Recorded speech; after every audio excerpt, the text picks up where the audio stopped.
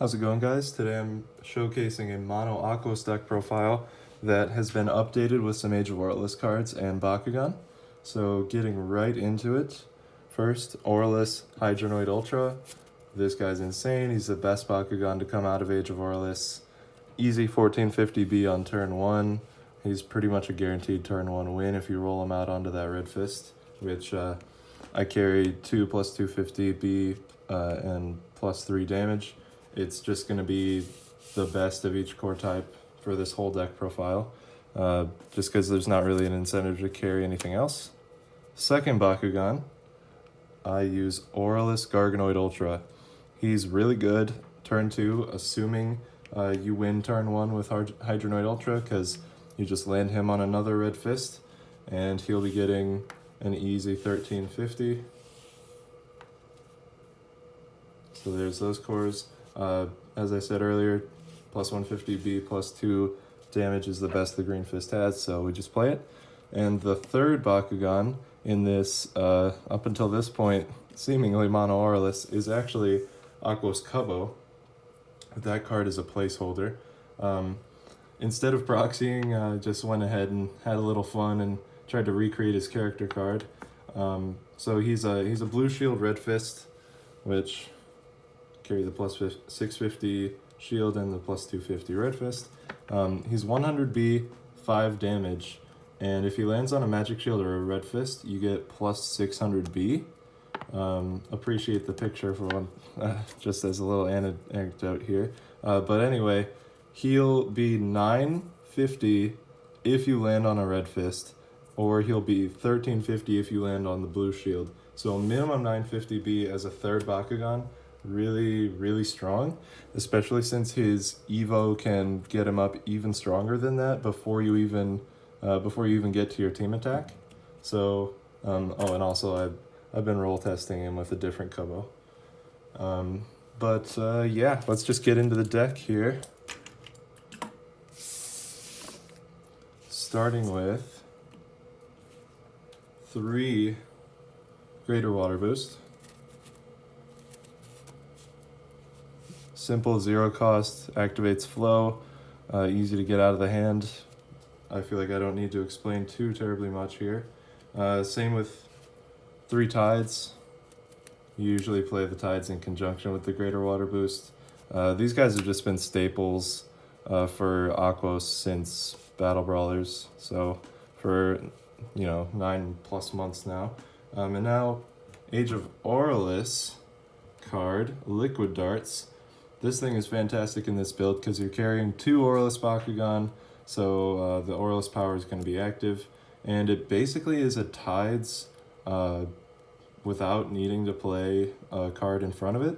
So what you could do if you wanted to was just play all 3 of these and get plus 900B for 2 cost, which that is insane. That's better than Light's Courage. That's pretty much better than any other 2 cost option out there. Next, 3 Dark Waters. Rerolling is good. 2 Deep Dive. Just a little bit of extra draw power in addition to more rerolls. After that, 3 Blinding Ink. Just pretend that these background cards are 2 more Blinding Inks. My printer ran out of its own ink the other day, so there's that.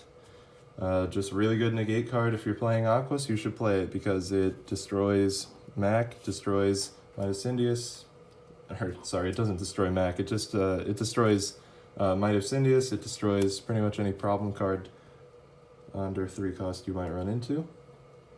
Next, 3 Wave Slash. Main target for flow. Combine it with Greater Water Boost. Can combine it with any of these like 12 1-cost cards, and you're good. And lastly, 1 Hurricane Winds, just because 1's all I have, and it's a good flow enabler, but it's not quite as good as Greater Water Boost because you need to be on turn 3 for it. So that's the action cards. A lot of extremely low cost, good B power boosting cards that, in the unlikely event that you don't already win just from these guys' base B power, assuming you land on their right cores, then these things will take you to an easy victory. Next, flip cards. For the unlikely event that you lose a battle, once again, 3 counter outsiders, 2 of the new Aurelus counter outsiders style flip card, Fierce Charge. I just play 2 of it because I have been playing my 1 copy of Power Roll, which is another Age of Aurelus card. I got it at the pre-release. This is pretty good at, well, not stopping damage, which is what most flip cards should do, but this is good for stopping your opponent's team attacks, assuming you land it on a not team attack, and you don't really care about your own Bakugan getting retracted from this guy's effect, because you could just re-roll Hydronoid or Garganoid and re-get 1450 for essentially nothing and easily win again. So I like it at 1. Would I play it if I had more than 1? Would I play it at like 2 or 3 if I had more than just the 1? Probably not. It's just a little fun addition. Next up, hero cards. 3 Everett Ray. This just inches you out even farther in the event that it's late game and you need some extra B power because your opponent has all their Evos out or something. And it's really easy to get off because of all your 1 and 0 cost cards in the deck. After that, 3 BR Shun Kazami. This is for the draw power. Well, obviously for the draw power, but you're going to be burning through your hand pretty often with all the easy, low-cost cards. So rolling out with Shun and getting that extra draw every turn is really helpful. And lastly, 1 Age of Aurelus Shun, purely for fun. So just purely for the purposes of fun.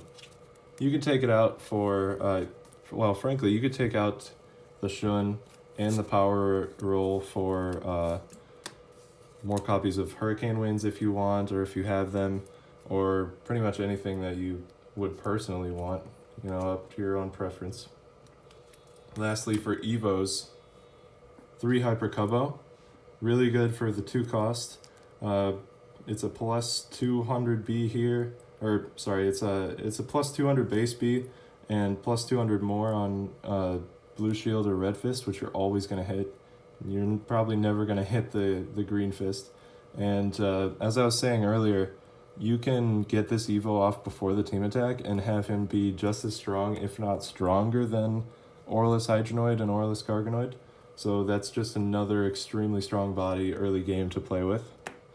And lastly, 3 Hyper Garganoid Ultra. I do not play any copies of Aurelus Hydronoid Ultra, although if I had any copies, I pulled no copies from my pre-release, but if I had any copies, I'd probably toss out the Power Roll and the Fun Shun, maybe even the Hurricane Winds for 3 copies of that. But to be honest, you don't even really need Hydronoid Ultra's Evo. That 1450B is pretty much what you would be seeing from some of the more average Evos from Battle Brawlers.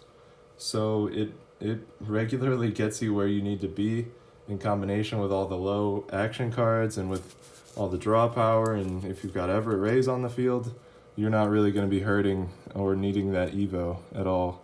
And I guess just to talk a little bit more about Garganoid Ultra's Evo, it's sort of like a win more as well. It's a little bit more important for Garganoid because it's not quite as strong as Hydronoid, so I do play it at 3, but yeah, I mean, it's not really as necessary as something like Hyper Cubbo's Evo.